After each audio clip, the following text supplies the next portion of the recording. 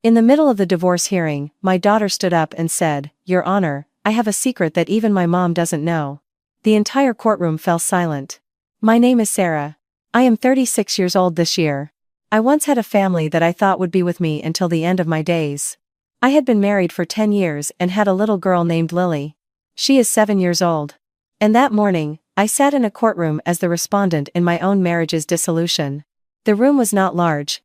But it was cold. The chill seeped up from the polished linoleum floors and radiated from the gazes fixed upon me. I sat up straight on the hard wooden bench, my hands clasped so tightly in my lap I was trying to keep them from shaking. Across a narrow aisle from me was Mark, my husband. He wore a sharp navy suit, his tie perfectly knotted, his posture rigid. From a distance, no one would ever guess that this man was in the process of suing his wife for divorce. I didn't dare look at him for long, just a fleeting glance before my eyes fell back to the floor. There's an old saying that to slander your spouse is to slander yourself. But in that moment, I finally understood.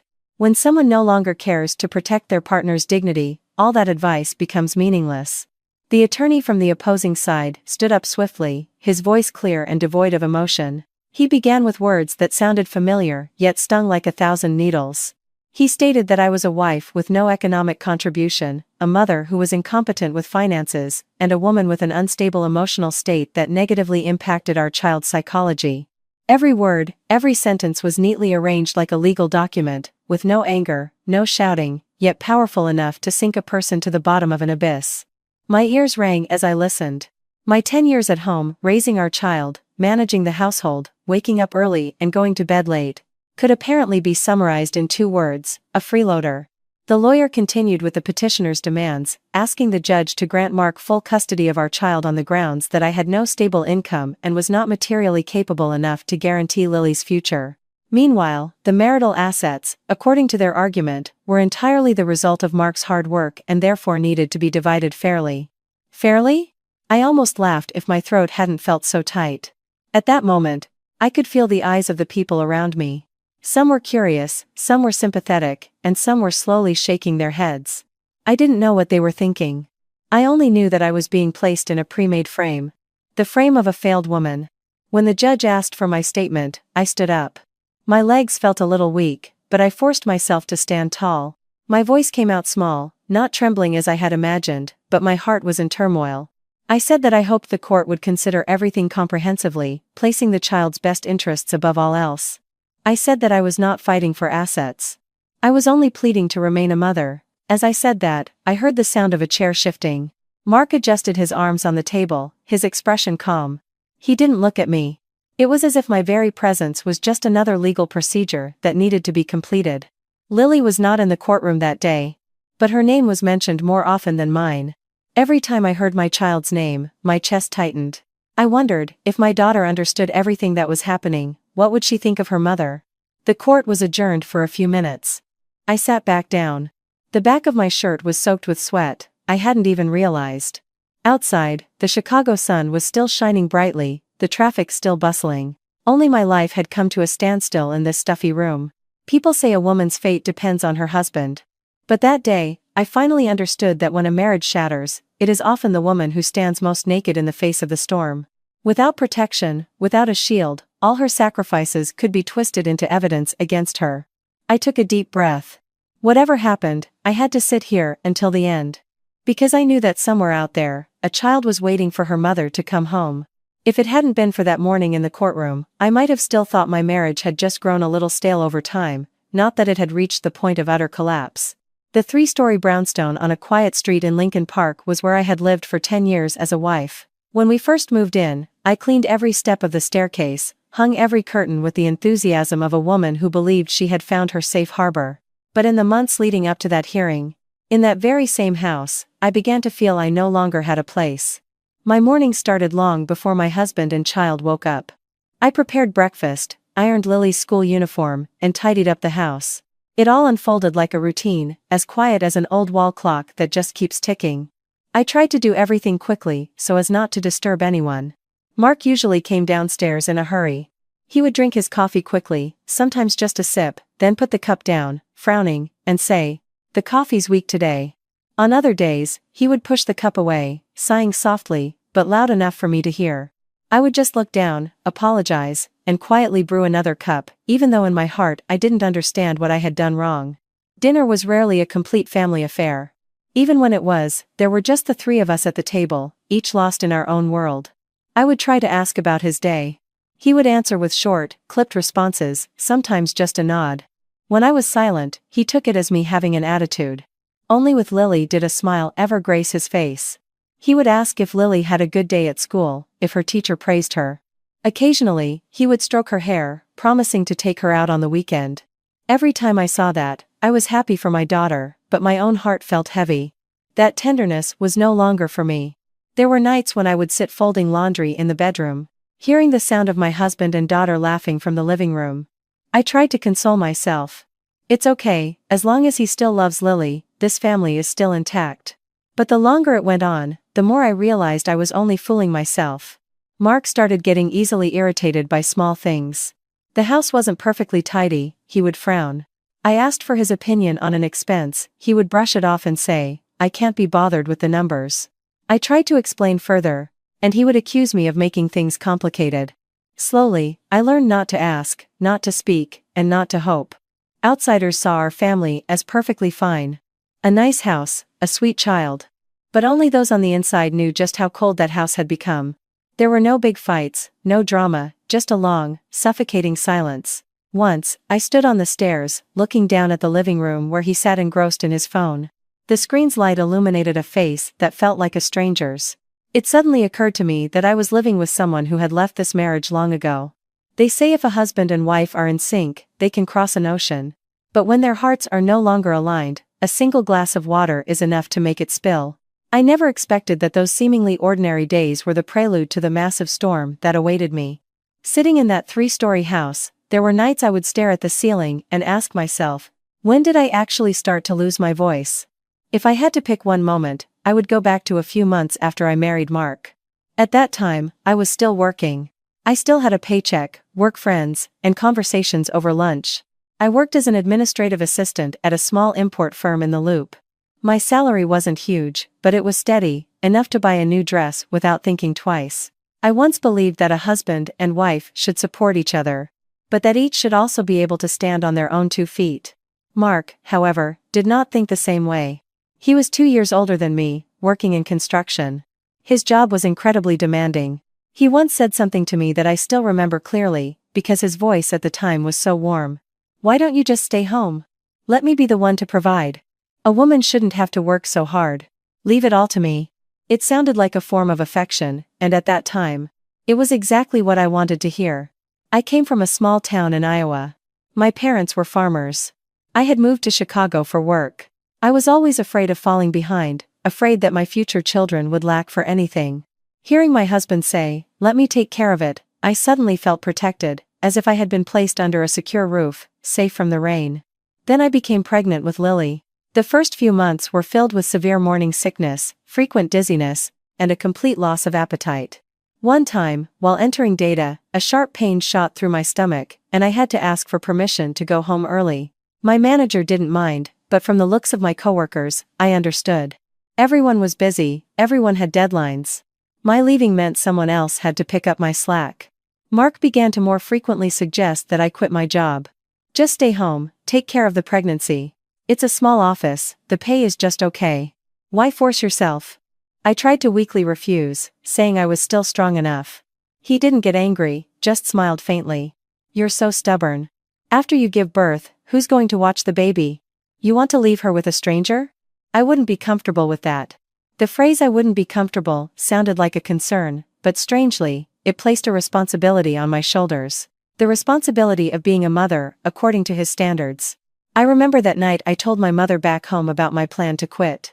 My mother was silent for a moment, then said, well, honey, as long as he's a good man and treats you right, that's what matters most. Just make sure you always have a little something tucked away for yourself, just in case. Hearing that, my eyes welled up with tears. My parents often believed in fate, while at that time, I believed in love. And so, I quit my job. At first, I thought it was just temporary. After Lily was old enough, I would go back to work. But life doesn't always follow our beautiful plans. Lily was born and was incredibly attached to me. At night, she would cry, and I would hold her. She got sick, and I stayed up all night. She was teething and ran a fever, and I would tremble as I checked her temperature every hour. Mark would come home from work, see me disheveled with swollen eyes, and say half-jokingly, "See? There's no way you could handle this and a job. It's better you're at home." I would give a strained smile, but my heart was starting to feel a sense of dread. I was afraid that if I went back to work, I wouldn't be able to catch up. Afraid people would ask, "You've been out for so long, can you still do the work?" Afraid of becoming useless. A few months later, I tried looking for online work. Mark didn't forbid it directly. He just smirked. "What kind of work can you do from home? It won't amount to anything. Just take care of the child. Let me be the one to earn the money." The phrase, "let me take care of it," slowly became his go-to line. And I realized that every time he said it, I felt smaller. Not because he hit or yelled at me, but because he made me feel incapable of taking care of myself. By the time Lily turned 3, I had almost completely lost contact with my old work friends. The office group chat would occasionally pop up, but I was reluctant to open it. I was afraid to read about their promotions, their new cars, or their vacations. Meanwhile, I was just stuck in the kitchen. I tried to console myself. This was my choice. But there were moments, while washing dishes, seeing my hands wrinkled from the soap, I would suddenly remember that these hands once typed on a keyboard all day, once signed documents, once had a purpose. The worst part was about money. When we first married, we still discussed finances. After I quit my job, all expenses became his responsibility. At first, he gave me a set amount of money each month. Then it changed to me having to ask for every single expense. I understood that a family needed a budget, but the feeling of having to ask for money to buy milk for my own child made me feel like a freeloader. I began to choose silence. I rarely asked, rarely suggested, rarely shopped. I thought it would bring peace to our family. But the more peaceful it became, the more I felt like a shadow. And a shadow cannot argue, cannot fight back, and cannot demand justice. People say you can only talk about dignity on a full stomach. At that time, I was trying to protect my dignity as a wife and mother, but I had long ago surrendered the foundation of my life entirely to my husband. And when the day came that the person holding the key to that foundation said I had no contribution, I finally understood. The golden cage wasn't locked from the outside. It was locked from the moment I first believed the words, "Just stay home." That afternoon, the air was scorching. It was a classic Chicago summer day that felt like it was pouring honey onto the asphalt, making anyone who stepped outside feel their throat go dry. I was picking up Lily from the school gate. My daughter ran towards me, her 2 pigtails bouncing, her mouth chattering about the praise she got from her teacher for her neat handwriting. I knelt, adjusted her backpack straps, listening and nodding, trying to make my face look as normal as possible. By then, I was used to letting everything pass by quietly, including my own exhaustion. Just as we reached the end of our block, I saw a delivery man waiting in front of our gate. He was wearing a helmet, holding a clipboard, and asked for my full name, Sarah Johnson? "There's certified mail, please sign here." I was confused. Certified mail? I hadn't ordered anything. I thought quickly. Maybe a bill, a letter from the school, or a package from relatives back in Iowa. The man handed me a long, neatly sealed envelope. In the top corner was the printed name of a law firm. I held the envelope. My heart suddenly started to pound, like someone was knocking hard on my chest. My hands felt cold, despite the intense heat. Lily saw the envelope and asked innocently, "Mommy, what's that letter?" "A birthday invitation, honey." I forced a smile, stroking her head. "Yes, Mommy will look at it in a minute." Inside the house, I set Lily's bag on a chair and poured her a glass of water. She ran to her room to turn on the fan, while I stood in the middle of the living room, staring at the envelope for a long time, as if holding a foreign object I was afraid would explode if I touched it. I took the envelope to the dining table and used a pair of scissors to open it carefully. I had only opened a small slit when I saw the bold letters on the first page. Divorce petition. I thought my eyes were deceiving me. I blinked several times, reading it again. Still the same 2 words. Dropping like a heavy stone into a still pond, creating turmoil within me. The petitioner's name, Mark Johnson. I sank into a chair, my body limp. The wooden chair felt hard, but my back had no strength. My eyes scanned every line, and with each line, I grew colder. They wrote that I had no income, no financial contribution, and was wasteful. They wrote that I was emotional, cried often, and my psychological state was unstable, which was detrimental to the child's development. My vision blurred when I read the part where they requested full custody be granted to Mark. The most painful part was about the assets. They asked the court to rule that the house, savings, and other assets were the result of Mark's hard work and should be divided in his favor. The sentences were so neat, so professional, but they felt like razor blades slicing my skin. 10 years of raising our child, managing the kitchen, caring for both our parents. Staying up all night when our child was sick, none of it was mentioned. Nothing measured my sacrifice. There were only cold phrases, like did not produce economic value. I heard Lily's voice from her room. "Mommy, I changed my clothes. Did you make dinner?" I was jolted as if pulled from a nightmare. I quickly put the papers back in the envelope, hiding it under a newspaper on the table, as if doing so would make the problem disappear. I walked to the kitchen. My hands were trembling so much I could barely lift the lid off the pot. In the fridge, there was a little ground meat and some spinach. I made a simple soup, sautéing the meat while my heart continued to pound. Lily sat at the dining table, looked at me, and asked, "Mommy, why is your face so pale? Are you sick?" I tried to swallow and replied softly, "Mommy's just a little dizzy. You go ahead and eat." My little girl knew nothing. She ate while chattering about her day at school. As for me, every word she spoke sounded like it was coming from behind thick glass. I listened, terrified. Terrified that if I wavered even a little, tears would fall in front of her. After dinner, I cleared the dishes and took her to her room to do her homework. Only when Lily was focused on her writing did I dare to retrieve the envelope, reading it again, like a person forced to stare at their own wound. I called Mark. The phone rang and rang, unanswered. I sent a text. "Can you come home early?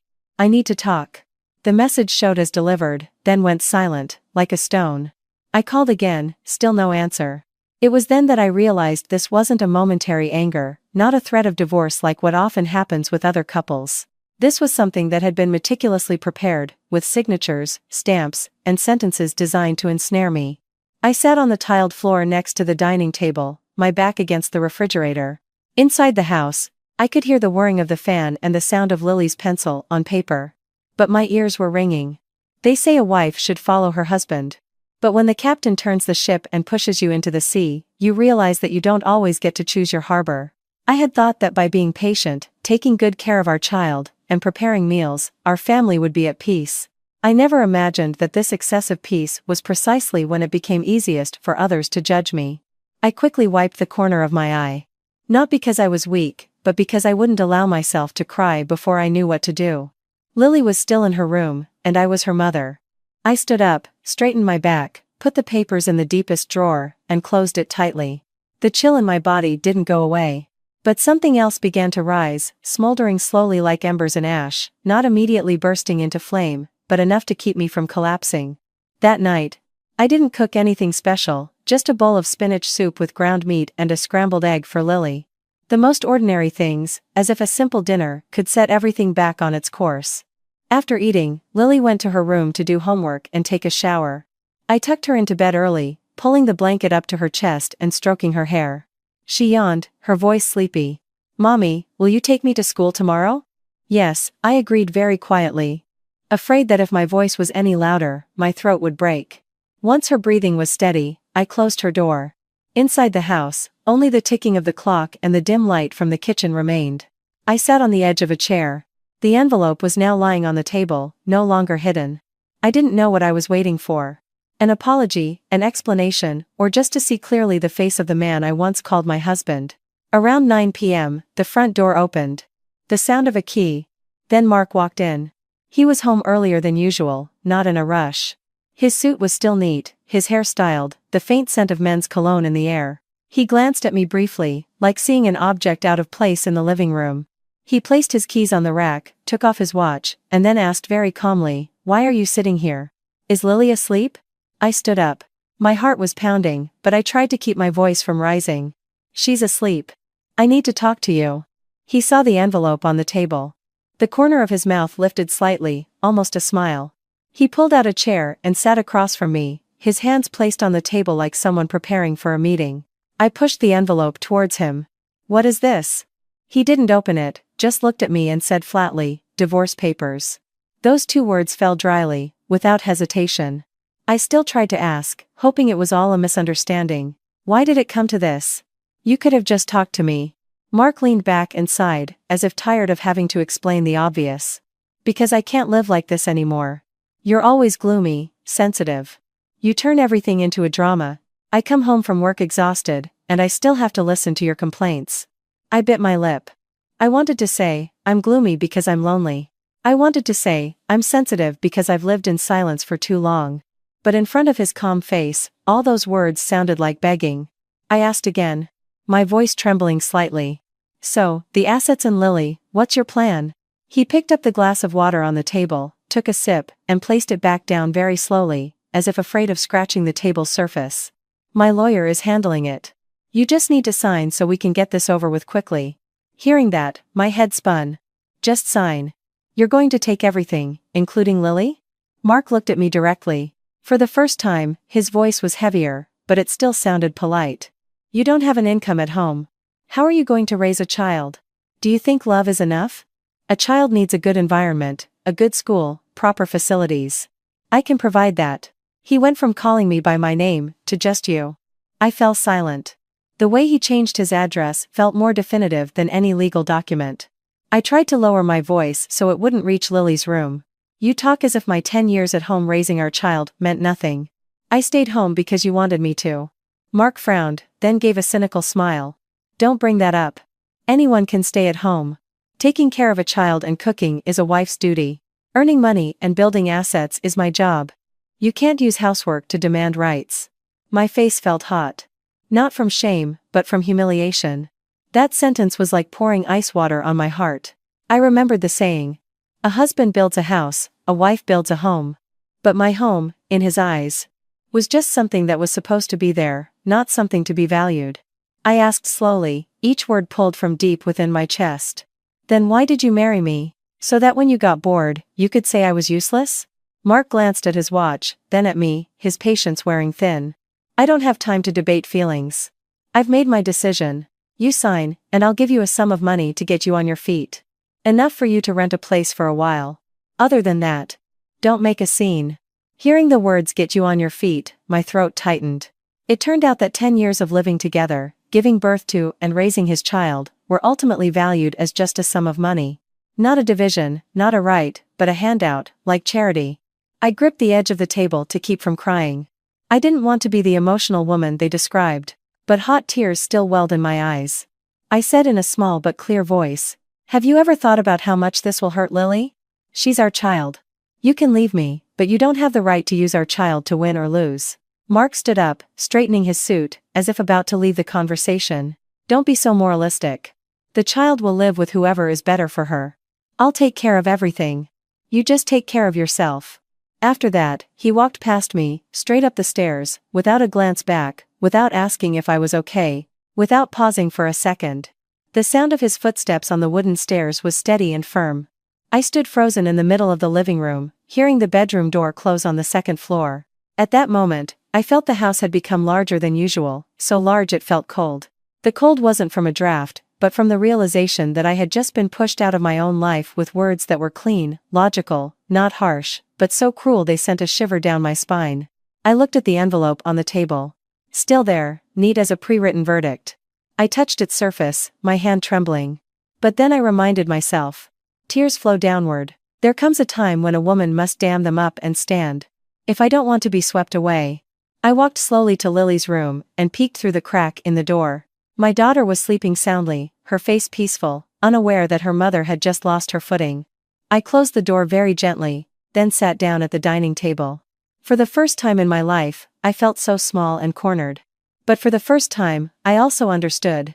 If I didn't stand up, the one who would be hurt the most was my daughter. That night, I barely slept. Not because I cried a lot, but because my mind was racing. I lay there listening to the hum of the refrigerator, the sound of the wind slipping through the window cracks, and I asked myself, what do I have left? Very early the next morning, while the sky was still dim, I got up and made oatmeal for Lily. My little girl was still cheerful, sitting and blowing on each spoonful of her oatmeal. Meanwhile, as I stirred the pot, I tried to keep my voice steady. Mark left earlier than usual that morning. He came down the stairs and only said, "I have a meeting," then the door closed, short and cold, just like how he was cutting everything off. After dropping Lily at school, I didn't go straight home. I stopped at a small diner at the end of the street and ordered a bowl of chicken noodle soup. It tasted bland. The broth was fragrant, the celery was green, the crackers were crisp. Normally, I would have praised this soup, but that day, my mouth was chewing but my throat felt blocked. I opened my phone and went to my mobile banking app. I wanted to check our joint savings account, something that had been my security blanket for years. At least there were still funds for Lily. I didn't have a salary, but I had a habit of tracking expenses. I always used the money Mark gave me each month sparingly, trying to save a little bit here and there. I had once suggested we save regularly every month for Lily's emergency fund. Mark had agreed, but he held the primary card and usually made the transactions. I could only watch the balance in the app grow, and every time it did, my heart felt a little lighter. I tapped on the account menu. The screen loaded for a moment, and then a series of numbers appeared that I thought I had misread. Balance. 0. I blinked, logged out of the app, and logged back in. I closed the app and opened it again. I even pinched the back of my hand like a child to make sure this wasn't a dream. Still, 0. A cold dread crept up my spine. My hand started to shake. I scrolled to the transaction history and saw a series of transfers that had occurred in succession. Not once, but many times. Each time in a small, regular amount, like someone draining water from a tank without wanting to be noticed. There was a transaction from 3 months ago, one from a month ago, and even one from last week. I sat frozen in the middle of the diner. In front of me, the bowl of soup was still steaming. People were still coming and going. The clatter of plates and spoons sounded like it was coming from a very distant place. I called Mark. The line rang and then went dead. I called again, still no answer. The text I sent just showed a delivered status. Cold. I stood up, paid, and walked out. My legs felt like I was walking on cotton. My mind was blank, except for one sentence. I had to know what was really happening. I went straight to the nearest bank branch. The bank was cool, smelling of floor cleaner. I took a number and sat down to wait. My eyes were fixed on the flashing electronic screen. Every time a number changed, my heart pounded. When it was my turn, I walked to the teller. A friendly young woman. "How can I help you, Boom Boo Draket?" Boo trying to speak clearly. "Miss, could you please check this savings account? My app says the balance is 0. She entered my details, looked at her screen for a few seconds, then looked up. Her voice was still polite, but there was a cautious tone. "I'm sorry, ma'am. This account has been closed. The funds were transferred out at the request of the account holder." I swallowed hard. "Who is the account holder?" "This is a joint account." She looked at her screen again. "It's in the name of Mr. Mark Johnson, ma'am. You are listed as a joint owner on the checking account, but this savings account was solely in his name." Hearing that, I felt like I had been slapped. All this time, I had seen the balance grow, thinking it belonged to both of us, but on paper, it wasn't mine. I clutched my purse tightly. "Transferred where? When? Is there proof?" The teller printed out a bank statement for me. The numbers lined up, day after day, month after month. The money had been transferred to another account. The recipient's name was also Mark Johnson, just at a different branch, a different type of account. I stared at the rows of numbers, remembering how calmly Mark had sat the night before, saying his lawyer was handling everything, as if it had all just begun. But no, this had started a long time ago. He had been preparing his exit, step by step, without haste, without a fuss. When he filed for divorce, all he had to do was give me a little push, and I would fall. I asked in a quiet voice, "So what can I do?" The teller looked sympathetic. "I'm sorry, ma'am. If you want to file a complaint, you'll need to prove there's a dispute over the assets." The transactions themselves were all done according to procedure and were authenticated by the account holder. I nodded and said thank you. I held the bank statement with a cold hand. Walking out of the bank, the afternoon sun was blinding. I stood on the sidewalk, watching the bustling crowd, and suddenly felt so lost. What did I have right then? A phone, a bank statement, a few $100s in my wallet, and a child in school who depended on me completely. I remembered Mark's words from the night before. "I'll give you a sum of money to get you on your feet." Now I understood its true meaning. He had cut off all my lifelines and then offered me a narrow escape route so I wouldn't dare fight back. They say don't nurture a snake in your bosom. But I felt like someone who had willingly taken off her own protective jacket and handed it to someone else. From the day I believed the words, "Just stay home, let me take care of it," I had placed my entire security in one person's hands. And today, that same person was the one who pulled the chair out from under me, so smoothly, so neatly, without a sound. I walked home. Each step felt heavier. Arriving at the gate, I looked up at the second-floor balcony where the pots of orchids I had once so carefully tended were basking in the sun. The house was still there, but I knew that if, on paper, everything was in his name, this house could also become a place from which I could be evicted at any moment. I went into my room, opened a drawer, and took out my expense notebook. The pages, filled with my handwriting, suddenly felt so meaningless. I flipped through them as if searching for a loophole, a handhold, or some proof of my hard work. But in the world of official papers and signatures, the hard work of a stay-at-home mother was sometimes lighter than a drop of ink. I sat down, took a deep breath, and forced myself to be calm. Crying now wouldn't solve anything. I needed a clear head. I needed to know what I could still fight for Lily. And most importantly, I had to learn to stand on my own 2 feet, even if these legs felt so weak. In my heart, a sentence repeated itself, quietly but firmly. Even if I have to starve, I must protect my child. My life's path now is my daughter. That afternoon, I picked Lily up from school earlier than usual. Not because I had free time, but because I was afraid. Afraid that if I was even a little late, someone else might have time to fill the void I was trying so desperately to protect for my daughter. While still in front of the school gate, I saw Mark. He had parked his car a few dozen yards away, wearing a white shirt. In his hand was a paper bag with the logo of a toy store. He was leaning against his car, looking relaxed, like a model father picking up his child. Anyone who saw him would probably tell me how lucky I was to have such an attentive husband. A cold feeling spread through my heart, but I kept walking closer, keeping my face as neutral as possible. Lily. As soon as she saw her father, her eyes lit up. She ran past me, shouting, "Daddy." Mark knelt, lifted Lily, and spun her around expertly, smiling. "Was Daddy's girl good at school today?" My daughter giggled, her arms wrapped around her father's neck. I stood nearby, clutching the strap of my bag, reminding myself to stay calm, not to get emotional. Mark put Lily down and then presented the paper bag to her like a magic trick. "Daddy has a present." Lily's eyes widened. Without even a glance at me, she was already reaching into the bag, pulling out a pink box. A new tablet. My heart pounded. My daughter had never been one to ask for much, but what little kid wouldn't be thrilled with a new gadget? Lily hugged the box, stammering. "Wow, this is so cool. Is this really for me?" Mark stroked her head, his voice as sweet as honey. "Daddy promised, didn't he? If you live with Daddy, he'll buy you even more things." He said it lightly, as if in passing. But I heard every word clearly. I looked at him, he was still smiling. His eyes were on Lily, not looking at me at all, as if my presence there was insignificant. I knelt, tidied Lily's collar, and whispered, "Say, thank you to Daddy." Lily whispered a thank you, and then hugged the box tightly, as if afraid someone would take it. She turned to me, her eyes shining. "Mommy, I have a new tablet." I nodded, forcing a smile. "Yes, that's great." But my heart was not great at all. I knew this gift wasn't just a gift. It was a string. Adults pull it with logic, while children are pulled by pleasure. On the way home, Mark offered to take Lily for ice cream. I politely declined. "She has a bit of a cough today, it's not good for her to have ice cream." He shrugged. "It's fine, the important thing is that she's happy." Then he turned to Lily and whispered, "See? Mommy is always too worried. Living with Daddy is more fun." Lily didn't answer. Just looked down at her gift box. But I saw her lips purse slightly, as if she were recording that sentence. I suddenly understood something very bitter. People don't have to slander you directly.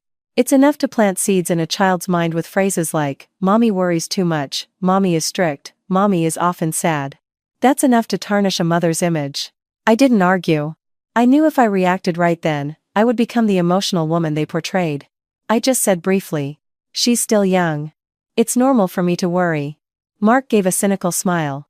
"Worry just enough. If you overdo it, the child gets tired of it too." He said it gently, but the words stabbed at my self-esteem. I'm not a person who likes to get angry. I'm just a mother who is afraid her child will lack for something, but that very fear was being turned into a burden. That night, after her bath, Lily ran to her room, busy unboxing her new tablet. She sat on the floor, carefully peeling off each layer of plastic as if holding a treasure. I stood in the doorway, watching her for a moment, feeling both pity and worry. When it was time for bed, I coaxed her into her bed. Lily hugged her new tablet, her eyes still shining. I had to remind her to put the tablet outside, that it wasn't good for her eyes. She complied, placing the tablet on her nightstand, then turned to the wall and pulled up her blanket. I thought she would fall asleep right away. But a moment later, she sat up again, reached under her pillow, and pulled something out. An old tablet, its screen cracked in the corner. I was stunned. I remembered that tablet was very old, from when Lily was in preschool. Mark had bought it for her to learn English. Then it got slow and the screen cracked. Mark had told me to throw it away. I thought I had stored it in the attic. Turns out it was under her pillow like a secret. I asked softly, "Why are you keeping this? You have a new, better one now." Lily looked startled and hugged the old tablet tightly, her eyes filled with panic. Then she shook her head. "I like this one. Mommy, don't ask." Her voice was small but firm. It felt even stranger. A 7-year-old rarely says, "Don't ask," unless something is scaring her. I sat on the edge of the bed, stroking her back, trying to soften my voice. "Mommy's just asking. If you like it, you can keep it. Mommy won't take it." Lily didn't look at me. She turned away, hugging the old tablet even tighter, as if embracing something precious, not for its value, but for its memories. I looked at her small back, my chest tight. "Lily," I called her very softly. She remained silent. A few moments later, she said in a voice like a sigh, "Mommy, don't be sad." Hearing that, my throat tightened. I didn't know what sadness she was talking about. I only knew that wasn't the sentence of a happy child. It was more like a reversed comfort. When a child senses their mother is about to break. I forced a smile. "Mommy's not sad. I just want you to sleep well." I turned off the main light, leaving only the dim, yellow nightlight. Lily lay still clutching the old tablet under her pillow. I went out, closing the door very quietly, then leaned against the hallway wall, taking a long, deep breath. They say blood is thicker than water. But sometimes it's the people you share blood with who use that bond as a knife. Mark was luring Lily with things he could provide. As for me, if I could only pull her back with tears, I would lose. I looked towards Lily's room, my hands clenched. Not in anger at my daughter, but because I was beginning to understand. In Lily's heart, there was something bigger than just a gift. And she was trying to hide it in the clumsiest way. I stood there silently for a long time, then went to the kitchen, washed the dishes, did everything as usual, so the house wouldn't collapse from the sound of silence. But in my mind, the image of the old tablet under her pillow kept reappearing, like a small thorn that quietly reminded me that something was happening behind my back that I hadn't yet touched. After that night, I was even more hesitant to show my emotions in front of Lily. I continued to take her to school, cook for her, and smile when she showed me her test scores. But inside, I felt like I was walking on thin ice, afraid it would crack and break with every step. I needed someone to talk to. Someone who wouldn't judge, who wouldn't tell me to just be patient for the sake of the family, and who wouldn't turn my problems into gossip. After much thought, I remembered Jessica, my old friend from college. We were once very close, sharing a dorm room, splitting a pack of instant ramen at the end of the month. Life had made us drift apart, but I remembered Jessica as being outspoken and a fierce defender of women. I sent her a short text. "Jess, I'm in trouble. Can we meet for a bit?" Not even 5 minutes later, Jessica called. "Where?" "Just say the word. I'll be there." Her voice was still as fast and decisive as ever. Hearing it, I wanted to cry. We met at a diner near my old apartment complex. It was a busy Chicago afternoon. The smell of sizzling bacon mixed with the fragrant aroma of coffee. People were packed into booths, dipping fries in ketchup, eating freshly made burgers. I held a fork, but my hand was trembling so much I had to hide it under the table. When Jessica arrived and saw my face, she was shocked. "Oh my God, why are you so pale? What's wrong? Talk to me." I opened my mouth to speak, but my throat was tight. Finally, I could only manage to say, "Mark filed for divorce." Jessica slammed her iced tea glass on the table. "He's lost his mind." "What did you do to make him do something like that?" I shook my head. I didn't want to go into a long story in a crowded place. But I couldn't hold it in any longer. I briefly told her what I was facing. He was demanding sole custody, positioning me as a wife with no income, and claiming I made no contribution. I didn't dwell on the hurtful details. I just conveyed the most dangerous part. "He's trying to make me look like an unfit mother." Jessica's face hardened immediately. She said something that sent a shiver down my spine. "You know, this kind of move isn't impulsive. He has an advisor. He's building a narrative." I stared at Jessica. "A narrative?" Jessica nodded, her voice low. "Think about it. If he wants to win custody, he has to prove you're unstable and incapable. The more you cry, the more you panic, the more you react, the more ammunition you give him. Having help at the right time is invaluable. I'm not talking about money, I'm talking about the right person at the right time.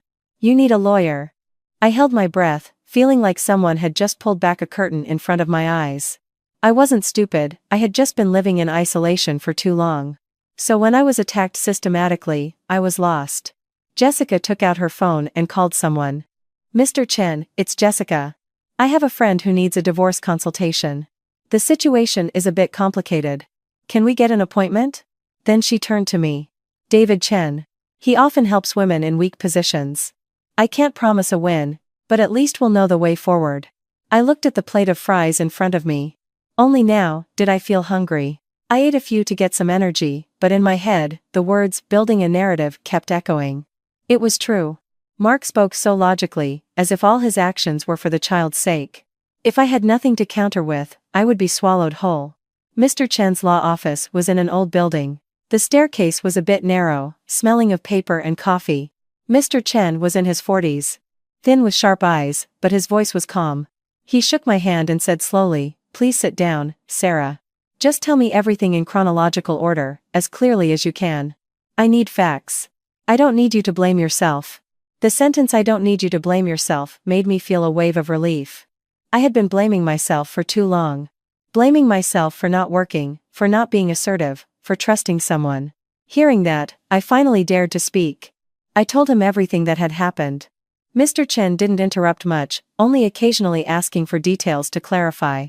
When I got to the part where Mark was demanding custody because I had no income, he nodded slowly. This is a very common tactic. They use financial status as the sole measure of fitness. But the court doesn't just look at money.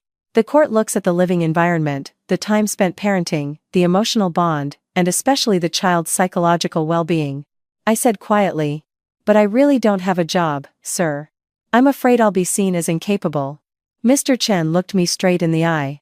Not having a job does not mean you lack capacity as a mother. What's more dangerous is that the opposing party is trying to paint you as unstable. They will collect trivial things and present them as evidence. Do you understand?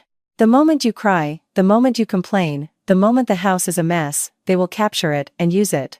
I shuddered. I couldn't remember how many times I had cried alone at night.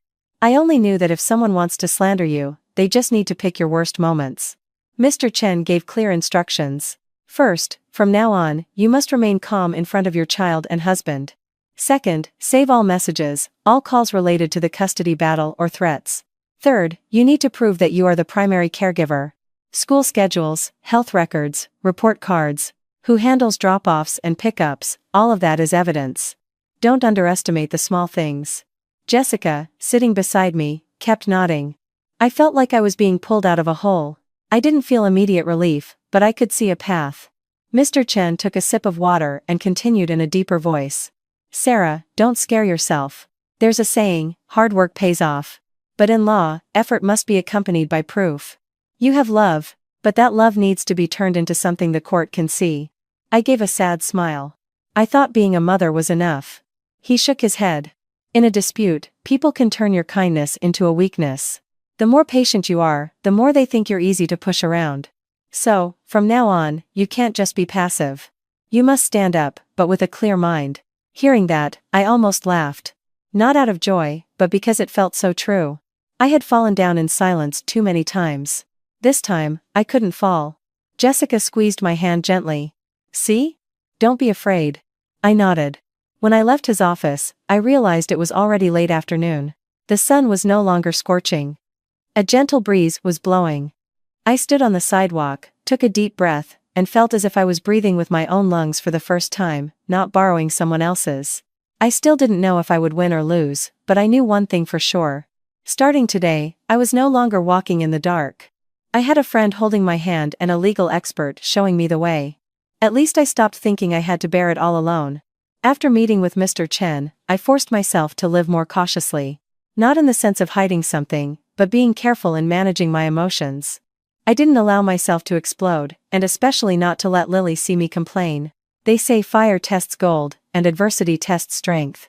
At that time, I thought my greatest test was maintaining my composure. Meanwhile, My heart felt like it was being squeezed. Mark still came home, but his presence was like a shadow, a mere formality. He didn't ask what I was thinking, no longer argued. He just acted like someone who was certain of victory, moving with a casual confidence. In the morning, he would leave the house while I was still feeding Lily. At night, he would come home when Lily was already asleep, or just briefly stop by her room, place a gift on her nightstand, then go shower and shut himself in his room. Once, I overheard him talking on the phone on the balcony. His voice was low but firm. I couldn't hear the words clearly, only saw the way he hid in a dark corner as if afraid the house lights would expose him. At first, I blamed myself for being suspicious, but some things are obvious even without guessing. One night, he came home close to 11 p.m. I was in the kitchen, peeling fruit for the next morning. Hearing the door open, my heart pounded. He walked in, looking a bit tired, but his eyes had a strange glint. As he passed me, I caught a scent. It wasn't his usual soap, nor the smell of street exhaust. It was a sweet, sharp kind of perfume, the kind people wear to parties. I didn't ask. I just watched his back as he went up the stairs. The sound of his footsteps creaked on the wooden stairs. I usually didn't notice, but that night it sounded so clear, like a tapping in my head. The next morning, while I was folding Lily's clothes, a receipt fell out of Mark's jacket pocket. I wasn't snooping. The receipt just fell out as I lifted the jacket. A receipt from a cafe in Wicker Park. The payment time was late at night. I looked at the time, then put it back. My hand was a bit stiff. Wicker Park was far from our house. If he had a meeting, he would have said he was busy. If he met a client, he would usually boast about landing a new project. But that night, he had said nothing. Some might say, it's normal for a man to have his own affairs. I used to believe that too, but my situation was no longer normal. When someone has just filed for divorce and drained his wife's savings, everything normal becomes a question mark. What was more frightening was Lily. My daughter had been jumpy lately. At night, just the sound of a motorcycle passing by would wake her up, and she would pull her blanket tighter. Once, I heard her mumbling in her sleep, calling for me. I ran to her room. She opened her eyes wide, her breath coming in gasps, and she clung to my neck as if afraid I would disappear. I didn't press her. I remembered Mr. Chen's advice, don't pressure the child. I just stroked her back and whispered, Mommy's here, go back to sleep, sweetie.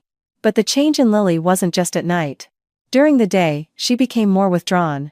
She would often daydream, even stopping mid-meal, to stare out the window.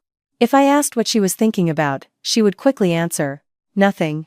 Then she would look down, avoiding my gaze. A 7-year-old is usually not a good liar, but Lily's clumsy lies made me even sadder. One afternoon when I picked her up, I saw Mark waiting at the end of the block. He didn't come to the house, just stood there holding a bag of cookies.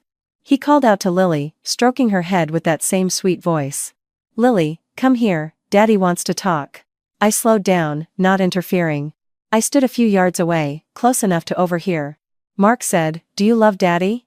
Lily nodded. Love Mommy? Lily nodded again. He smiled and then continued lightly. Then you have to be a good girl. Don't make Mommy sad anymore. Mommy is often sad, cries a lot. If you're near Mommy, she'll just cry more. If you live with Daddy, then Mommy won't be sad anymore. I stood frozen. He wasn't badmouthing me directly. He was wrapping his poison in gift paper. For Mommy's sake. If Lily believed him, she would think that leaving her mother was a way of loving her. A child who loves her mother is easily trapped by her own affection. Lily held the bag of cookies, silent. She didn't refuse, nor did she agree. But I saw her hand gripping the bag tightly, as if trying to stop it from trembling. That night, as I was preparing dinner, Mark suddenly joined us at the table. He ate a few bites, then put down his fork and turned to Lily. This weekend, Daddy will take you to the toy store. Buy you that Lego set you like. Would you rather live with Daddy or with Mommy? The question sounded like a joke, but it wasn't. It was a needle pricked into a child's psyche, forcing her to choose a side. Lily looked at me, then at her father. Her lips pursed, her voice small. I want to live with Mommy. Mark raised an eyebrow, a faint smile on his lips. Live with Mommy? Can Mommy buy you Legos? I placed the bowl of vegetables on the table, a little harder than usual. I wanted to say, you can't talk to a child like that. I wanted to remind him that Lily was a child, not a trump card, but I swallowed the words back. I kept my face flat. I just looked at Lily and said gently, eat first, honey. Adult matters are for adults to discuss. Lily looked down, her eyes red. Mark didn't stop. He continued casually, as if giving a lecture. Daddy just wants you to have a good future. Your mother is too weak. You'll have a hard life with her. Too weak. I heard those 2 words. And my heart burned. So, in his eyes, my patience was a weakness, while his calculations were a strength. There's a saying, the soft are conquered, the hard are broken. I had been soft for too long, so now they thought it was the only way I knew how to be. I cleared the plates, took Lily to her room to do her homework. As she sat at her desk, I noticed how tense her back was. I stood behind her, placed my hands on her shoulders, and felt the tension in her small body. I asked very softly, Lily, did what Daddy say scare you? She shook her head quickly. No, I'm not scared. But her eyes wouldn't meet mine. I didn't push her further. I just took her pencil, sharpened it, and sat beside her, pretending to read a book. I wanted her to know that I was there, that I wasn't going anywhere. At her age, a sense of security is sometimes more important than any explanation.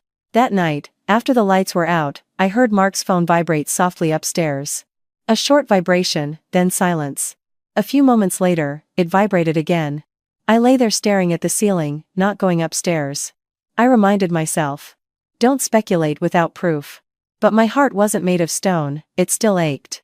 Ached because that man was using the purest things to make me look dirty. Using money to prove I was incapable. Using sweet words to make our child doubt her mother.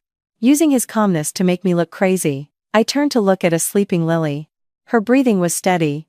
Her eyelashes damp as if she had just been crying in a dream. I pulled the blanket up for her, touched her forehead gently, and then pulled my hand back. In my heart, I heard a piece of advice from my grandmother long ago. The scariest thing in this world is a person's changed heart. It's true. A changed heart can make a home feel like a foreign land. I knew that if there really was a woman behind that late-night call and that strange perfume, this was no longer just a divorce. It was a power struggle where I was being discarded like a used object. And what made my blood run cold was the feeling that Lily knew more than I thought. She was no longer the cheerful girl she used to be. She was holding a secret in her heart, like carrying a stone in her pocket, small, but heavy enough to pull her under. I no longer dared to ask Lily many questions, afraid that if I asked the wrong one, she would shut the door to her heart completely. But some things, even if adults try to avoid them, will find their own way out, like water seeping through cracks in the tile. That night, the wind blew hard. Chicago was in a dry spell. The wind slipped through the window gaps, creating a whispering sound. Lily had just finished her bath, her hair still damp. She was sitting on her bed, looking at a storybook. I took a dry towel and gently dried her hair, making small talk to help her relax. I'll make you that squash soup tomorrow, okay? You like that, right? Lily nodded, but her gaze was distant. When it was time for bed, I turned off the main light, leaving only the dim yellow nightlight. She lay on her side, pulling the blanket up high. I leaned down and kissed her forehead. She didn't pull away, but she didn't smile like she used to. I closed her door, my heart heavy. I walked to the living room to fold some of her clothes. Suddenly, I remembered the old tablet she had hidden. That object was like a small thorn that, while not immediately drawing blood, made it impossible for me to forget. I had no intention of snooping through her things, nor did I want to break her trust. I just wanted to understand what she was afraid of. I opened her door very quietly. Lily was asleep, her breathing steady, her cheeks flushed. Under her pillow, I saw the corner of the old tablet peeking out. I hesitated for a moment, then told myself, just a look, nothing more. I carefully pulled the tablet out and placed it in my palm. It felt heavier than I expected. The screen was cracked in the corner but was clean, as if often wiped. I walked out to the living room, sat on the sofa, and turned it on. The screen lit up slowly. I was about to turn it off again, afraid Lily would wake up, but a notification popped up. A blue folder icon. The name was short, not a game or a lesson, just a single letter. M. I frowned. Curiosity is an instinct, but for me at that moment, curiosity came with a heavy dose of worry. I touched the folder, and it asked for a password. I froze. A 7-year-old setting a password meant she was desperate to hide its contents. Before I could do anything, I heard the sound of a bedroom door opening from behind me. Click. I turned my head. Lily was standing in the doorway, her hair messy, her eyes wide. She was staring at the tablet in my hand. Her face was pale, as if she had seen a ghost. "Mommy, what are you doing?" Her voice trembled, not with anger, but with panic. She ran towards me faster than I expected, snatched the tablet, and clutched it to her chest. I was stunned. I had never seen her react like that. I quickly lowered my voice, afraid of making her panic more. "I'm sorry, sweetie, I was just worried this old tablet would hurt your hand.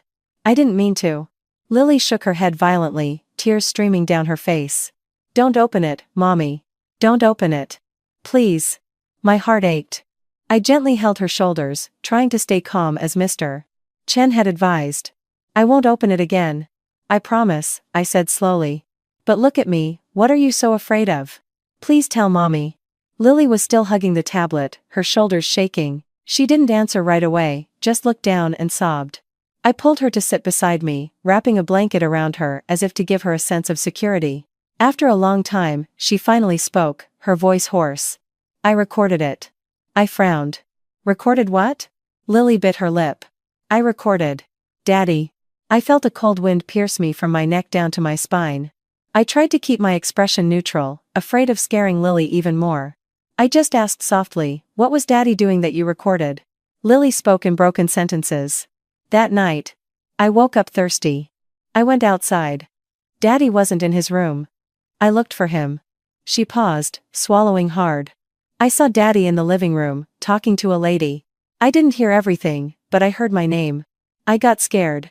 I hid behind the sofa, turned on the recording, and I didn't even dare to breathe." Hearing that, my entire body went rigid. A 7-year-old child, hiding behind a sofa, holding her breath while recording a video. Just imagining it made my heart hurt. I asked, still trying to keep my voice normal, "Did you see the lady's face?" Lily shook her head. "I only saw her hair and her red purse. She talked quietly, but I heard Daddy." She sobbed again. I wiped her tears, my own hands feeling cold. "What did Daddy say?" "Sweetie?" Lily looked up, her eyes red, but she tried to speak clearly. "Daddy said that I would have to live with him. Daddy said Mommy doesn't have any money, so Mommy isn't allowed to take care of me. That lady also said that I would only be able to see Mommy sometimes." Hearing that, I felt like I was being choked. If this was true, this was no longer just a marital dispute. This was a plan, and the most terrifying part was that my daughter was placed right in the middle of it. I took a deep breath, forcing myself not to cry. I pulled Lily into my arms, holding her tightly but not so much that it was suffocating. "You did nothing wrong, sweetie. You were just scared and trying to protect yourself. Thank you." Lily cried her heart out, hiding her face in my shirt. I was afraid Mommy would be sad, afraid Mommy would cry.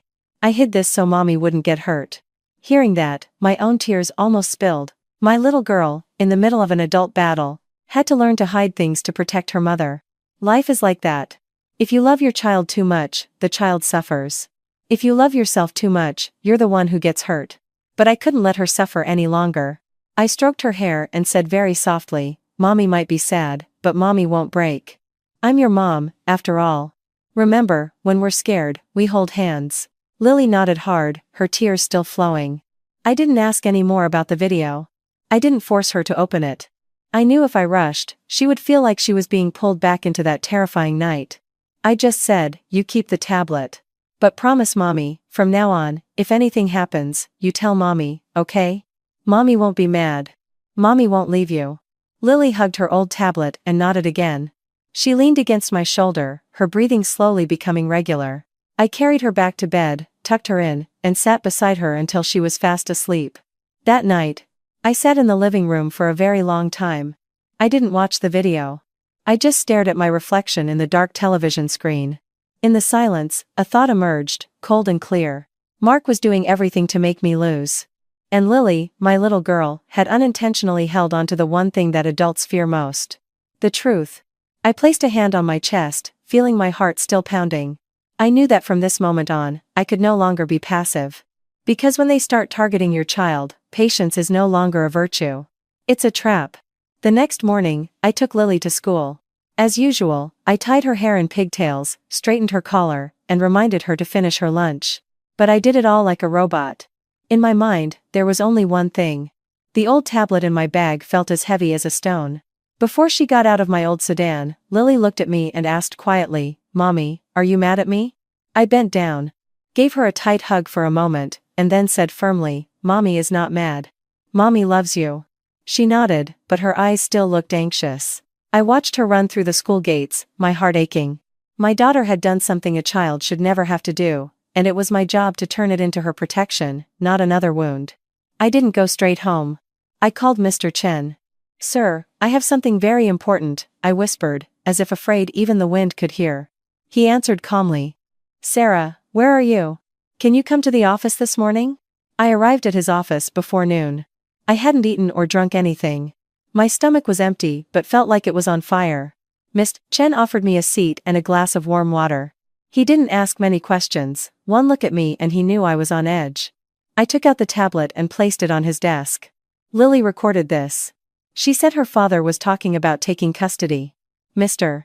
Chen wasn't hasty, nor did he look excited. He just nodded steadily. "Stay calm, Sarah. We will look at it, but in a way that won't make you lose control. Just sit here." He put on a pair of earphones, connected them to the tablet, and operated it very slowly. I sat across from him, my hands clasped together. My nails dug into my skin until it hurt. When the screen lit up, I felt my heart pound so hard. The video started, the image a little shaky. The lighting was dim, the angle low, classic footage from a small child in hiding. On the screen, I saw a part of our living room, the place I once thought was the safest on earth. Then the voice came through. Even before his face appeared, I recognized Mark's voice, clear and unscripted. "I've prepared all the documents. My lawyer is confident the child has to come with me. That's the condition for everything to go smoothly." Hearing that, my throat tightened. "The child has to come with me." As if talking about an object, a woman's voice interjected, a bit sharp and clipped. I couldn't see her face, just her shadow, and her long hair. "I don't care how the court decides. I just need you to guarantee one thing. After the divorce, that child is with you, and that woman is cut off completely. Don't let her hang around."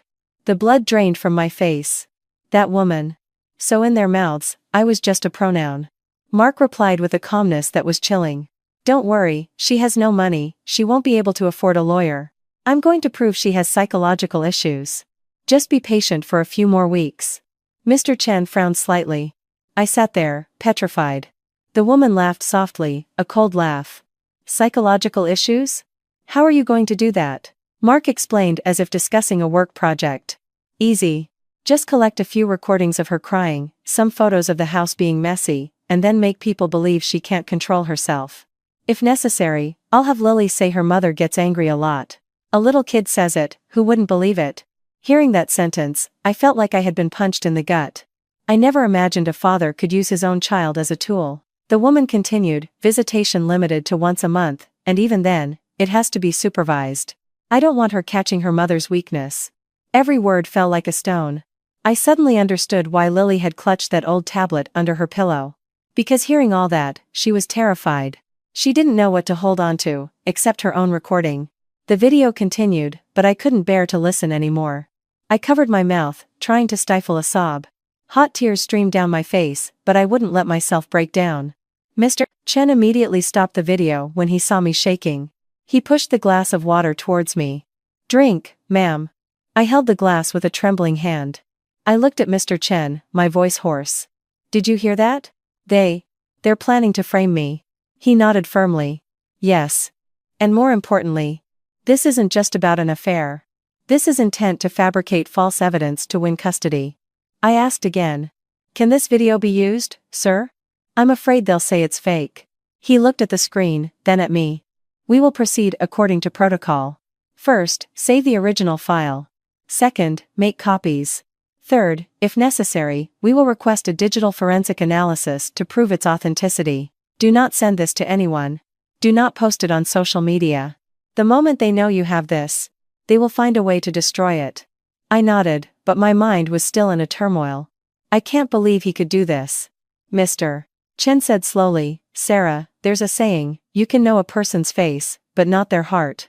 Many people can act very well, but this video shows his true nature." I wiped my tears, trying to ask the most important question. "What should I do now?" He leaned forward and explained in detail. "You must act normally at home. Don't let him suspect anything. Keep taking care of your child, carry on with your usual activities, and do not confront him directly. In the meantime, start preparing evidence that you are the primary caregiver. Report cards, health records, immunization schedules, who handles school runs, even a letter from her teacher if needed. We will bring this video out at the right moment. Too soon, and they can still wriggle out of it. Hearing that, I shivered. It meant I had to pretend to know nothing in front of the man who had just uttered those cruel words, in my own home. I looked down, my voice soft. I'm afraid I can't act. Mr. Chin looked me straight in the eye. You don't have to be a great actor. You just need to not explode. Because if you explode, they will use it as their proof. Do you understand? Every time you successfully hold back your anger, you are protecting Lily. I took a deep breath. I remembered Lily. Clutching the old tablet, crying and pleading, "Mommy, don't be sad." My daughter was trying to be strong for me, so I had no right to be weak for myself. I stood up, bowed my head in gratitude to Mr. Chen. Before I left, he added, "Sarah, remember, what you need is not a victory over your husband. What you need is to keep your child safe and protect your dignity.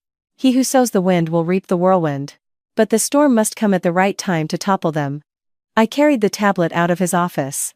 On the street, the traffic was still heavy. People were busy with their own lives. Only I was walking, feeling as if I had just crossed a threshold. From this day forward, I was no longer a woman who could only surrender. I had seen the face of evil clearly, and that evil was targeting my daughter. I made a promise to myself, like an oath. To love my child means I have to be strong. Strong, so she will never have to record another video. Strong so that those deceitful people will not become our destiny. Leaving Mr. Chen's office, I didn't go straight home. I stopped at a small copy shop, the kind with an old-fashioned sign. Inside, the smell of paper mixed with the scent of ink. The owner, an older woman, sat fanning herself while watching a soap opera. I handed her a few bank statements and other documents I had brought. "Ma'am, could you make 2 copies of these, please?" Holding the stack of still warm papers, my heart felt a little calmer. I used to think evidence was something big. It turns out, it starts with small things like this. I continued on to the pediatrician's office where Lily got her immunizations. The nurse there recognized me and smiled. "Oh, Sarah, how's Lily doing?" I smiled back. "She's great, thank you." I was wondering if I could get a copy of her immunization schedule and her last few visit records, for my files. The nurse didn't ask many questions. While I waited, I sat on a bench. Watching other mothers holding their babies, hearing the cries of children, my eyes suddenly felt hot. I remembered Lily having to hide behind the sofa. But I quickly wiped them away. Mr. Chen had told me, from now on, calm is a discipline. That afternoon, I bought Lily chocolate pudding and a small cupcake, her favorite treats, as a way to bring her back to a state of normalcy. I didn't want her to think something dire was happening at home. When I picked her up, Lily ran out.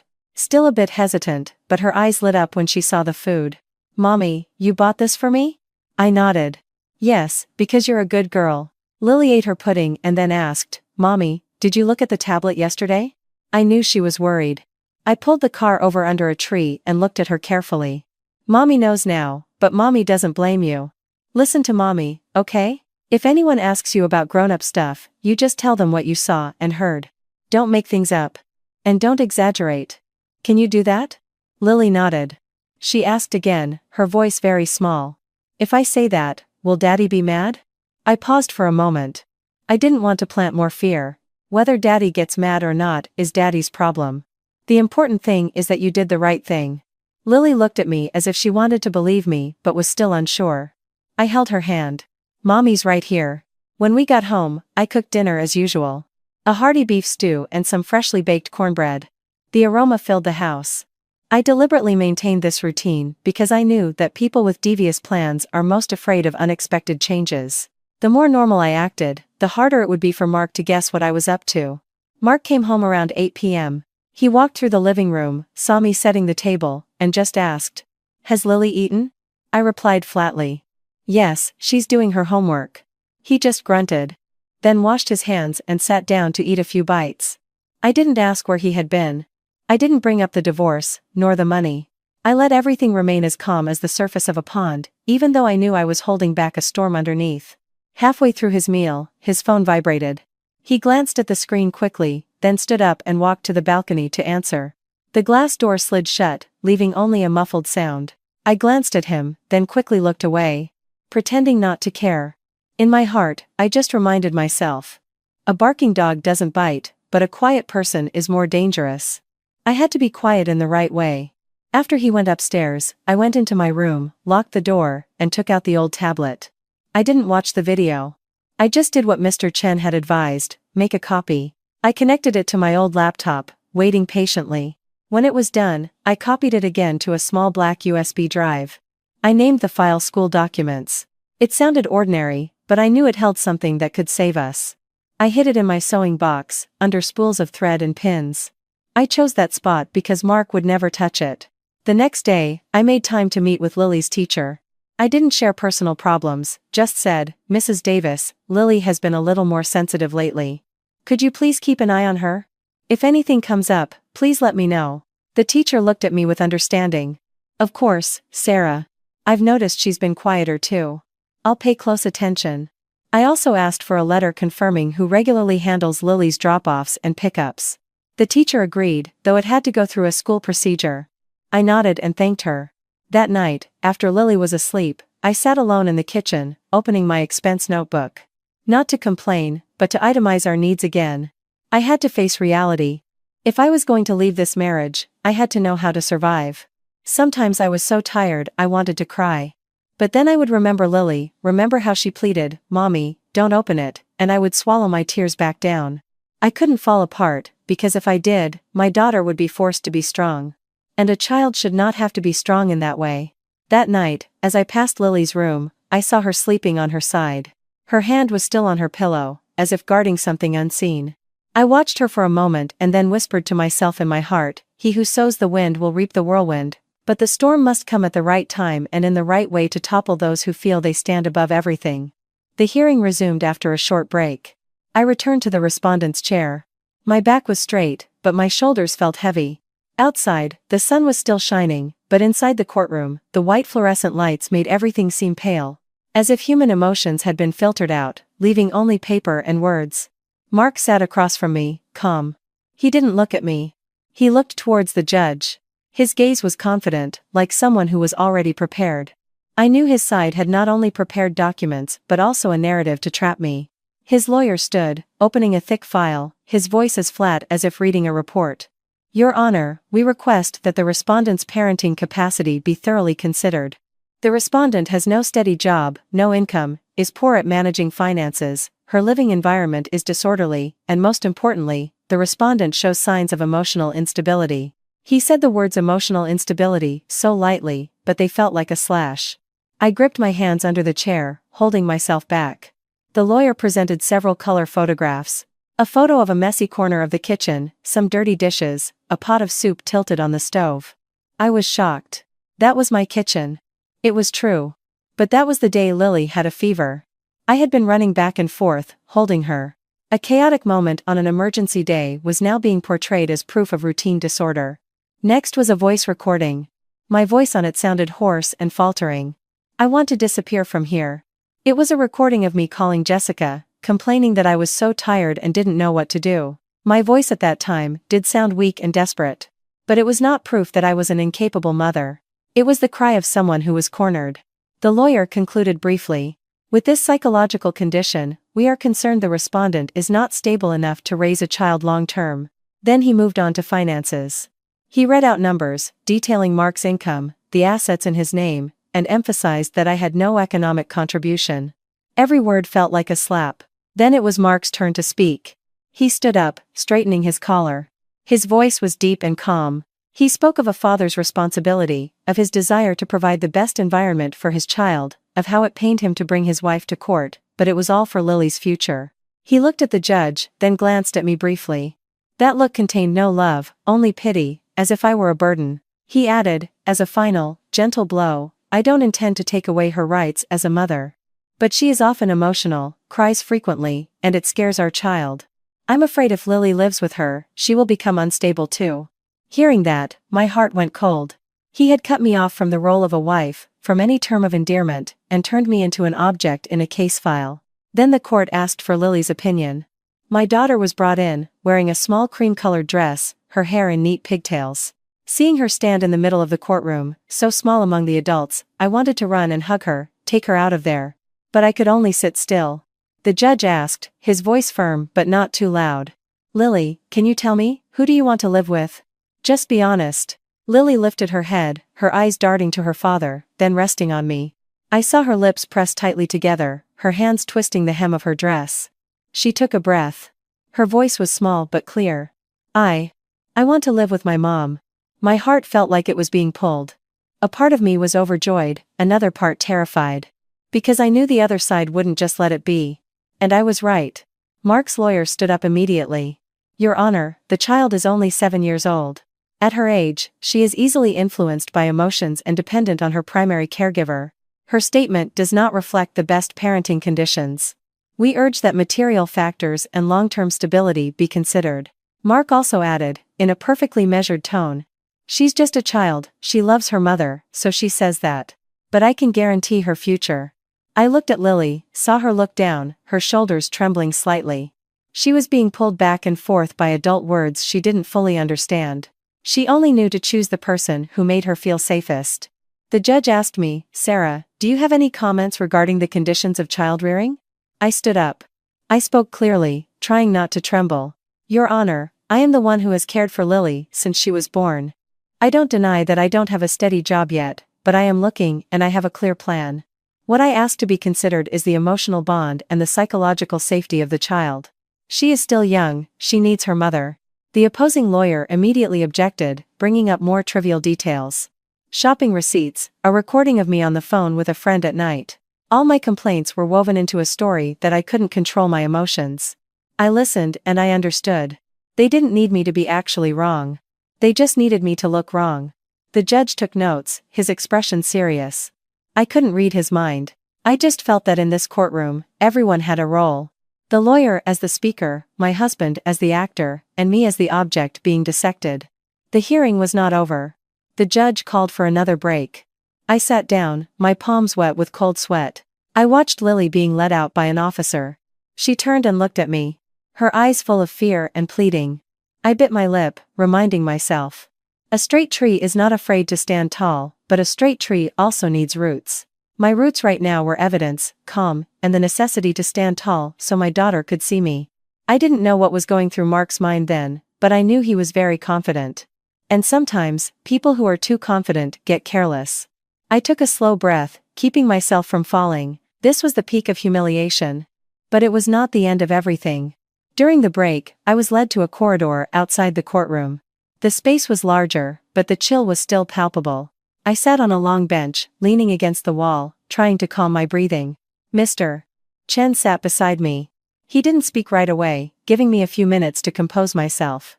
I looked at my hands, there were still nail marks where I had gripped them too tightly. After a moment, Mr. Chen whispered, Sarah, you need to be mentally prepared. Based on what they presented, the scales are heavily tipped against us. I looked up, my eyes stinging. How bad is it, sir? He didn't sugarcoat it. They have a stable income, a house in his name, and a narrative to damage your psychological image. In many cases, courts tend to prioritize material conditions if the other party cannot prove minimum resources. You have love, but sometimes love isn't enough to win on paper. My ears were ringing. I knew he was being honest. I asked in a hoarse voice, so what do I do? I can't lose my child. Mr. Chen looked at me intently, then said quietly, you still have a trump card, but it has to be played at the right moment.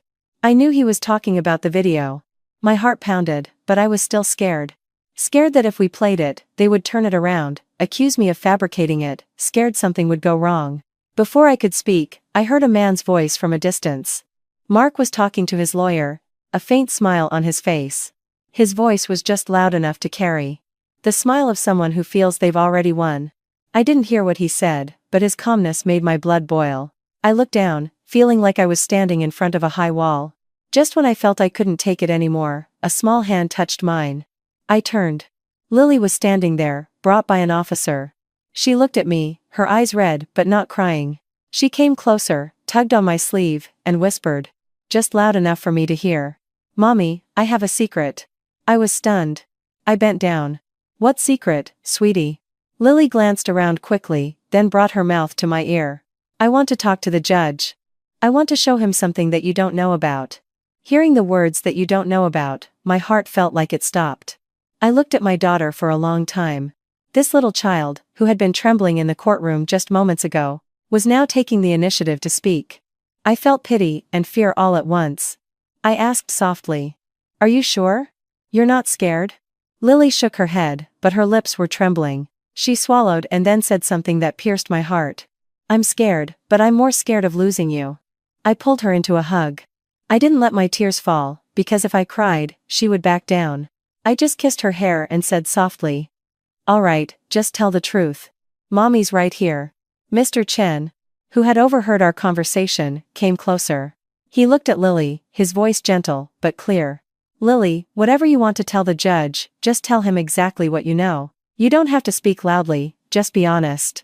Lily nodded, her hand gripping the edge of my dress tightly. I felt her palm was cold. Across the corridor, Mark was still deep in conversation. He wasn't paying attention to us. Maybe he thought Lily was just a little kid who would say a few sentences and be done. Maybe he thought everything was already on paper and forgot that sometimes the truth resides in the heart and words of a child. I looked at Mr. Chen. He gave a slight nod, as if giving a signal. It's time. I took a deep breath. An old saying came to mind, joys and sorrows are born together. But I didn't want my daughter to bear sorrows with me. I wanted her to live as a child, completely. But it was she who held the key to unlocking the door to justice. An officer called everyone back in. I held Lily's hand. When we returned to our places, the atmosphere in the courtroom was incredibly tense. I felt everyone's eyes on Lily.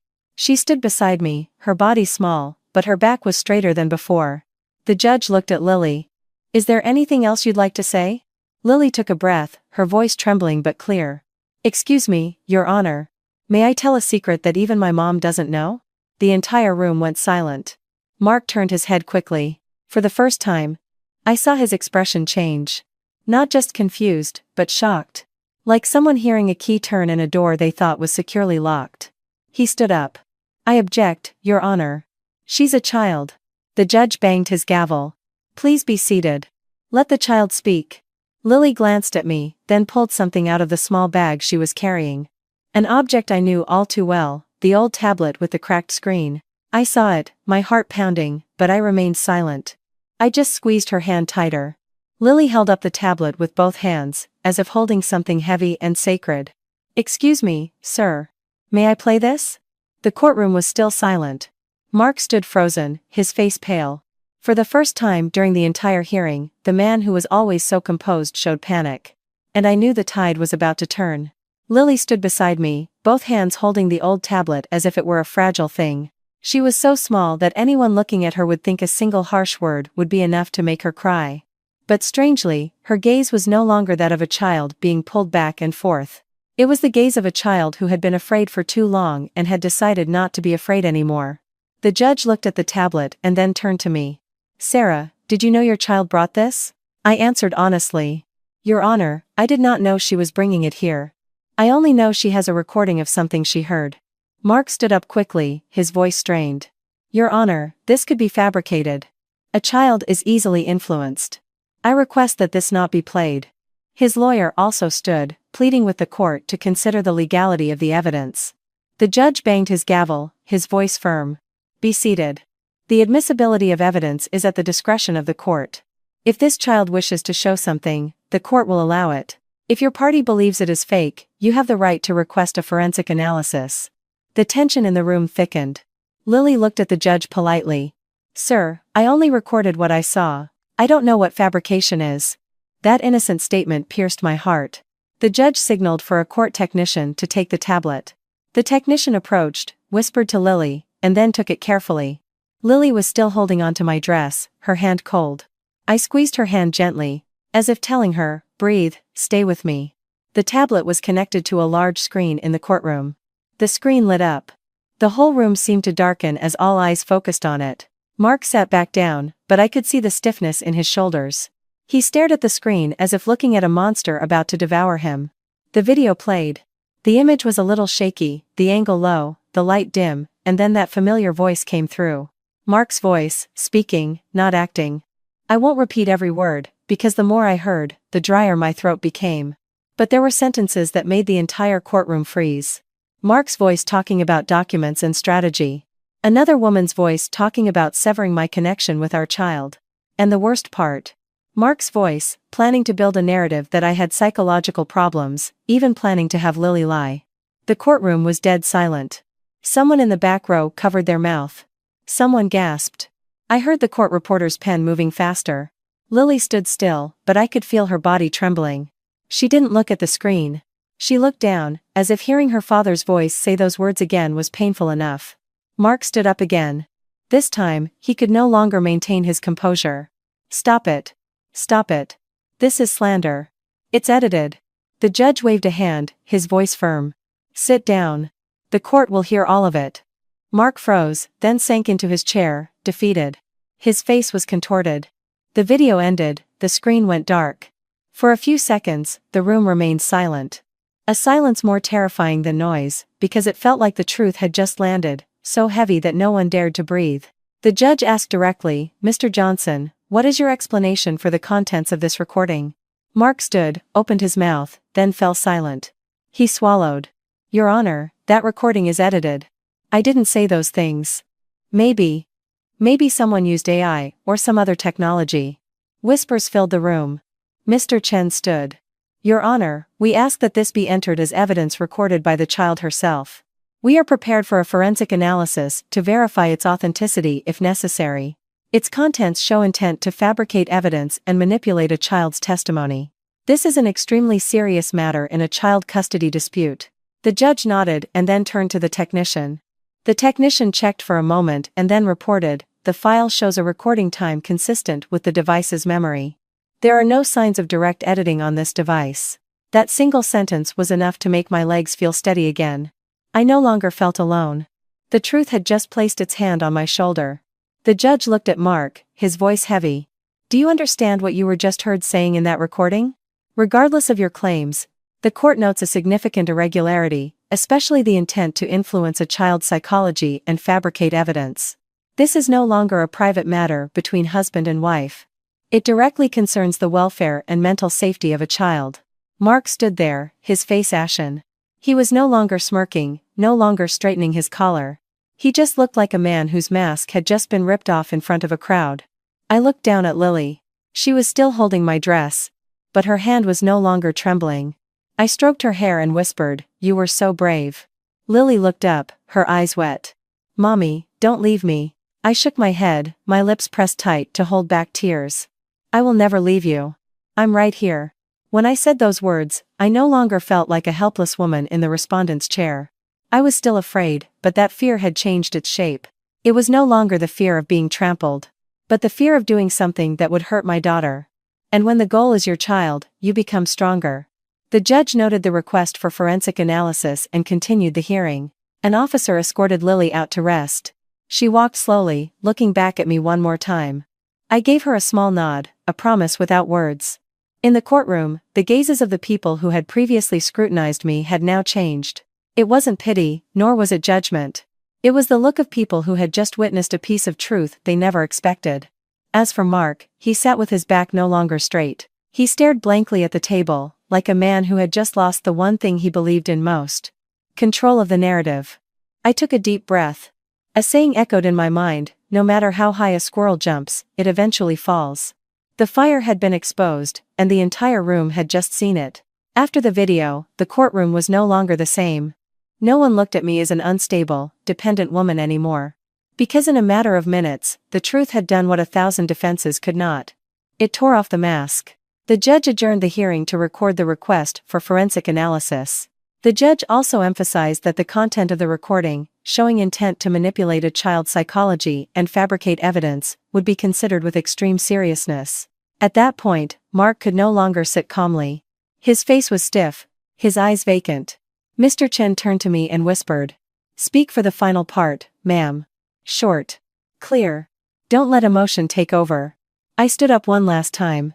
This time, my legs were still shaking, but they were no longer weak. I looked straight at the judge, my voice steady. "Your Honor, I don't deny that I was in a financially vulnerable position because I chose to stay home and raise my child. But I never thought of using my child as a tool to win or lose. The most painful thing is that my daughter had to witness a conversation far beyond her years, and she was so terrified that she had to record it herself just to feel safe." I paused, swallowed, and then continued. "I plead with the court to place Lily's true best interests above all else. She needs an environment that is not threatening, not controlled by material things, and not dragged into the deceitful plans of adults. I am only asking for permission to be a mother and to protect her. I didn't bring up my sacrifices, nor did I complain. I just said what the court needed to hear, the truth and the child's best interests. The judges conferred briefly on the bench. While waiting, I sat with my hands on my knees. Then the judge read the temporary order. The court granted me temporary custody of Lily during the further investigation, especially regarding the video's content and the indication of perjury in the legal process. Visitation from Mark's side was permitted according to the rules, but initially had to be supervised to ensure the child's psychological stability. I heard every word, my eyes stinging. I didn't cry. I just bowed my head deeply, as if in thanks, as if I had just released a massive weight from my chest. Mark stood up to protest. I'm her father. I have rights. The judge looked at him squarely, his voice firm. You have rights as a father, but those rights do not permit you to threaten, manipulate, or fabricate evidence that harms her mother. The court prioritizes the safety and stability of the child. Mark was silenced.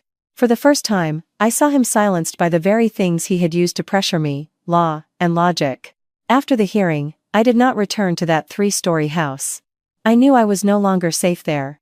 I rented a small studio apartment near Lily's school. It wasn't spacious, but its window faced a neighbor's lush bougainvillea. It was warm. I started over. During the day, I worked at a diner owned by an acquaintance. I helped in the kitchen, served customers, worked the cash register. I learned again how to stand for hours, learned again how to smile at strangers, learned again how to earn my first paycheck after so many years. The pay wasn't great, but I felt like I was living on my own 2 feet. At first, Lily still woke up startled in her sleep. One day, while I was washing dishes, she ran and hugged my waist tightly. You're not going to leave, right, Mommy? I put down the plate, turned around, and hugged her. Mommy works, and then Mommy comes home. Mommy isn't going anywhere. I never taught her to hate her father. I only taught her one thing: if you're scared, you have to speak up. As for Mark, he didn't give up immediately. He called, sent texts, sometimes pleading, sometimes threatening. I never engaged. I forwarded all the evidence to Mr. Chen. The woman from the video also tried to show up at Lily's school once, but the school, which I had already informed, immediately asked her to leave. When they could no longer easily get to Lily, they started to panic. The authorities began investigating related matters, the transferred funds, the threatening messages, and especially the indication of influencing a child's testimony. The process wasn't short, but I saw clearly. When you walk on the right path, wrongdoing will show its own tail. Over time, Mark's situation worsened. He no longer had the aura of a winner. From someone who always said, "Let me handle it," he fell to a position of having to give explanations and face the consequences of his own games. At the next hearing, when the verification results were presented, he could no longer deny it. He could only say, "I was just afraid of losing my child." Mr. Chen replied briefly but sharply, "Fear of losing your child does not give you a license to use your child as a tool." Finally, the court issued its final ruling. I was granted full custody of Lily. Mark had visitation rights according to the rules, but they had to be phased in gradually with supervision, to ensure Lily's psychological well-being. That day, hearing the final verdict, I no longer felt like I had nothing. I had a job, a place to live, evidence, and most importantly, I had my child. Sometime later, Mark requested to see Lily according to the schedule. The meeting was held at a supervised counseling center. I brought my daughter, her hand clutching mine tightly. Mark sat there, his face thinner. When he saw his daughter, he looked down for a long time. He whispered, "Lily, Daddy is sorry." Lily didn't run to hug him like she used to. She stood still, looked at him for a moment, and then turned to me. I gave a slight nod. Only then did she whisper back, "Daddy, don't say mean things about Mommy anymore, okay?" That simple sentence was like a slap to an adult. Mark was choked up, unable to say anything. On the way home, Lily sat in the back of the car, leaned forward, and wrapped her arms around my shoulders. She whispered, "Mommy, I can sleep better now." Hearing that, my eyes felt hot. I hadn't become richer, nor had I won with a flourish. But I had won back the most precious thing for a mother. The right to be with her child in peace and with dignity. In this life, there are things we must remember.